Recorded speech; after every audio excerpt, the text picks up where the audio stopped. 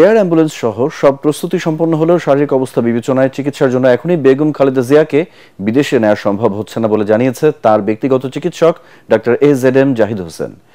ব্রিফিংয়ে তিনি আরও বলেন, বেগম জিয়া আকাশ পথে ভ্রমণে সক্ষম ও নিরাপদ মনে করলেই মেডিকেল বোর্ড তাঁকে বিদেশে নেয়ার বিষয়ে সম্মতি দেবে। তিনি অতীতেও আরও গুরুতর অসুস্থতা থেকে সেরে উঠেছেন জানিয়ে ডাক্তার জাহিদ আশা প্রকাশ করেন দ্রুতই সুস্থ হয়ে উঠবেন বিএনপি প্রধান। বিস্তারিত জানাচ্ছেন Moinul Ahsan. Monalisa heavy flow 15 piece প্যাকেটের সাথে 8 পিসের একটি প্যাকেট একদম ফ্রি। প্রায় 2 সপ্তাহ ধরে গুরুতর অসুস্থতা নিয়ে রাজধানীর এভারকেয়ার হাসপাতালে চিকিৎসাধীন বিএনপি চেয়ারপারসন বেগম খালেদা জিয়া। এরই মধ্যে উন্নত চিকিৎসার জন্য তাকে লন্ডন নিতে এয়ার অ্যাম্বুলেন্স ঠিক করা সহ নেওয়া হয়েছে সব প্রস্তুতি। তবে শারীরিক অবস্থা বিবেচনা করে এখনই বেগম জিয়াকে আকাশপথে দীর্ঘ ভ্রমণের অনুমতি দিচ্ছেন না চিকিৎসকরা। আমাদের সর্বোচ্চ প্রস্তুতি রয়েছে, যখনই উনাকে বিদেশ নেওয়ার জন্য মেডিকেল বোর্ড যথোপযুক্তভাবে তৈরি মনে করবেন, শারীরিকভাবে মনে হবে যে উনাকে সেফলি ট্রান্সফার করা যাবে। কারণ মনে রাখতে হবে 12 থেকে 14 ঘন্টা যখন আপনি এয়ার ফ্লাই করবেন, তখন যে হাই অল্টিটিউডে মানুষের শারীরিক যে পরিবর্তন হয় সেটির সাথে খাপ খাওয়ানো একজন অসুস্থ মানুষের পক্ষে সবসময় সম্ভব হয় না। আমাদের মেডিকেল অ্যাম্বুলেন্স সবসময়ই প্রস্তুত আছে, শারীরিক অবস্থায় বলে দিবে যে ওনাকে কখন বিদেশে চিকিৎসার জন্য নিয়ে যাবে। এভারকেয়ার হাসপাতালের সামনে ব্রিফিংয়ে ডাক্তার AZM জাহিদ হোসেন আশা প্রকাশ করে বলেন, দেশবাসীর দোয়ায় সুস্থ হয়ে বেগম জিয়া আবারও দেশের নেতৃত্ব দেবেন। উনি এসছেও প্রতিকূল অবস্থা থেকে, আল্লাহ উনাকে সুস্থ করেছেন। আপনাদের সবার দোয়ায় আমরাও এবার এবং মেডিকেল বোর্ড অত্যন্ত আশাবাদী যে এবারও ওনার যে শারীরিক জটিলতা, এটা আপনাদের দোয়া এবং আল্লাহর অশেষ মেহেরবানিতে ইনশাআল্লাহ দেশনেত্রী বেগম খালেদা জিয়া সুস্থ হবেন। এদিকে শুক্রবার দেশে ফেরার পর থেকেই প্রতিদিন হাসপাতালে গিয়ে অসুস্থ শাশুড়ির চিকিৎসা সহ সার্বিক বিষয় তদারকি করছেন পুত্রবধূ ডাক্তার জুবাইদা রহমান।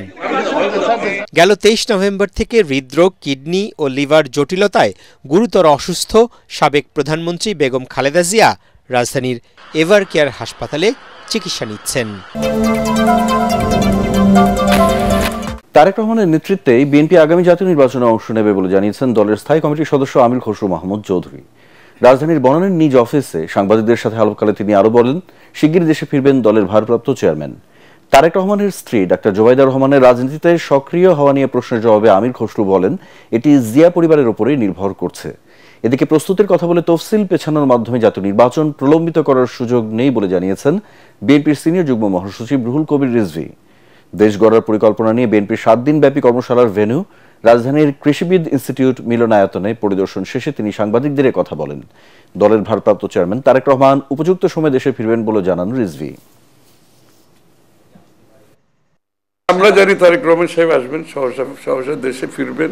ওনার বাড়িঘর সব প্রায় শেষের দিকে, ওনার অফিসের কাজও প্রায় শেষের দিকে। সুতরাং উনি যে কোনো সময় বাংলাদেশে আসবেন। উনি দেশে ফিরে আমাদের নির্বাচনী নেতৃত্ব দিবেন। আশা করি জনগণের আমরা যদি সমর্থন পাই, আগামী দিনে বিএনপি যদি সরকার গঠন করে উনি প্রধানমন্ত্রীত্বের ওনার নেতৃত্বে মন্ত্রিসভা গঠন হবে। দেশনেত্রী বেগম খালেদা জিয়া প্রথম ব্যক্তি হবেন যিনি চাইবেন দ্রুত নির্বাচনের মাধ্যমে দেশে গণতান্ত্রিক অর্ডার ফিরিয়ে আনা।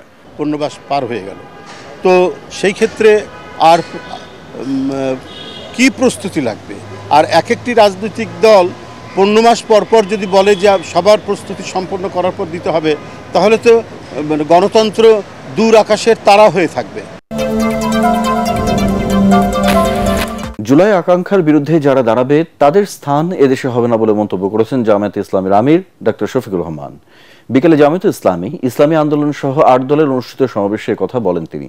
এ সময় আসন্ন নির্বাচনী আলোচনা সহ জুলাই আন্দোলনের গুরুত্ব ও ফ্যাসিবাদ মুক্ত দেশ গড়তে নানা পরিকল্পনার কথাও জানান বক্তারা।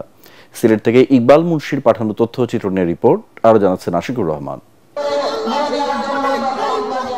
সিলেটের আলিয়া মাদ্রাসা মাঠে সকাল থেকেই 8 দলের সমাবেশকে কেন্দ্র করে নগরীর বিভিন্ন মোড়ে দলগুলোর নেতাকর্মীরা জড়ো হতে শুরু করেন। দুপুর 12টায় শুরু হয় সমাবেশ। এ সময় জামায়াতে ইসলামীর আমির ডাক্তার শফিকুর রহমান বলেন, স্বাধীনতার ৫৪ বছরেও দেশের মানুষ মাথা উঁচু করে দাঁড়াতে পারেনি। ফ্যাসিস্টরা গেলেও তাদের স্থান নিয়েছে আরেক দল। শফিকুর রহমান বলেন, জুলাই সনদ বাস্তবায়নে আরেক দল রাজি না। তারা নির্বাচন নিয়ে বিভিন্ন সুরে কথা বলতে শুরু করেছে। তিনি বলেন, জুলাই আকাঙ্ক্ষার বিরুদ্ধে যারা দাঁড়াবে তাদের স্থান এদেশে হবে না। এ সময় ৮ দলের বাইরে যে সকল ইসলামী দল আছে তাদের ৮ দলে আসার আহ্বান জানান তিনি। যারা এতদিন নির্বাচনের জন্য নির্বাচন করে জনগণকে বেহুশ করে তুলেছিল, এখন তারা ভিন্ন সুরে কেউ কেউ কথা বলতে শুরু করেছে। এ লক্ষণ ভালো নয়। তারা বুঝতে পেরেছেন তারা যে সমস্ত কর্মকাণ্ড বাংলাদেশে পরিচালনা করছেন, বাংলাদেশের জনগণ তাদেরকে আগামী নির্বাচনের লাল কার্ড দেখানোর জন্য প্রস্তুত হয়ে গিয়েছে। সমাবেশে বিশেষ অতিথির বক্তব্যে খেলাফত মজলিসের আমির আল্লামা মামুনুল হক বলেন, বৈষম্যহীন ইনসাফ ভিত্তিক বাংলাদেশ গড়তে ইসলামিক শক্তিকে ক্ষমতা নেয়ার জন্য হাতে হাত রেখে কাজ করতে হবে। একটি পক্ষ যে কোনো বাহানায় জুলাই সনদকে এবং বাংলাদেশের রাষ্ট্রীয় সংস্কার কার্যক্রমকে ব্যাহত করতে চায়। আমরা বার্তা দিতে চাই, জুলাই সনদের বিপক্ষে যারা না বাক্সের জন্য ক্যাম্পেইন করবে, বাংলার মানুষ তাদেরকে প্রত্যাখ্যান করবে। এ সময় ইসলামী আন্দোলন বাংলাদেশের আমির পীর মুফতি সৈয়দ মোহাম্মদ রিজাউল করিম বলেন, দেশের সকল জনগণ ফ্যাসিস্ট ও চাঁদাবাজির বিরুদ্ধে। ইনশাআল্লাহ সমাবেশে ৮ দলের অন্যান্য নেতারাও বক্তব্য রাখেন। আমাদের এই আন্দোলন চলবে। আগামী নির্বাচন অত্যন্ত বড় পরীক্ষা বলে মন্তব্য করেছেন পররাষ্ট্র উপদেষ্টা তৌহিদ হোসেন। সকালে রংপুর জেলার প্রশাসকের কার্যালয়ে জেলার সরকারি কর্মকর্তাদের সাথে মতবিনিময়ের সভায় তিনি এ মন্তব্য করেন। সুষ্ঠু নির্বাচন উপহার দিতে অন্তর্বর্তী সরকারের প্রতিটি বিভাগ কাজ করছে এবং এর মাধ্যমে নতুন সরকার গঠন হবে বলেও জানান তিনি। সামনে একটা অত্যন্ত বড় টেস্ট আছে কিন্তু আমাদের, সেটা হলো যে নির্বাচন খুব বেশি দিন নাই, আপনারা জানেন। এবং প্রফেসর ইউনূস কিন্তু সবসময় বলছেন যে এটা একটা আদর্শ নির্বাচন হতে হবে, যেটা থেকে কারো কোনো কমপ্লেন থাকবে না, এবং সেক্ষেত্রে আইন শৃঙ্খলাটা খুব গুরুত্বপূর্ণ।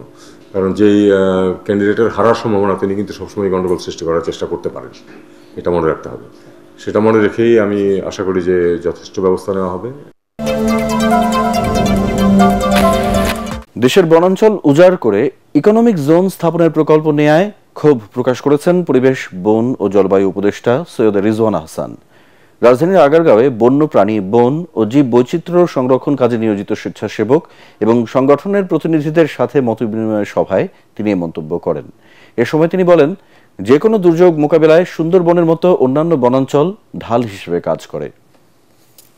সব উপকূলীয় বনেই একটা করে ইকোনমিক জোন হইতে হবে। কেন বাবা? ইকোনমিক জোন অন্য জায়গায় করি, বনও তো লাগবে, ইকোনমিক জোনও লাগবে, আমাদের বনও লাগবে। তো আপনারা দেখেছেন যে বর্তমান সরকারের সময় আমরা সোনাদিয়ার যে ইকোনমিক জোন, ওইটা বাতিল করতে সক্ষম হয়েছি। কিন্তু শুধু বাতিল করলেই তো হবে না, বন বিভাগকে তো পরের যে 2টা স্টেপ সেটা তো করতে হবে। তো ওইখানকার অবৈধ দখলদারদেরকে আমাদের উচ্ছেদ করতে হবে, সেই প্রক্রিয়াটাও আমরা শুরু করেছি।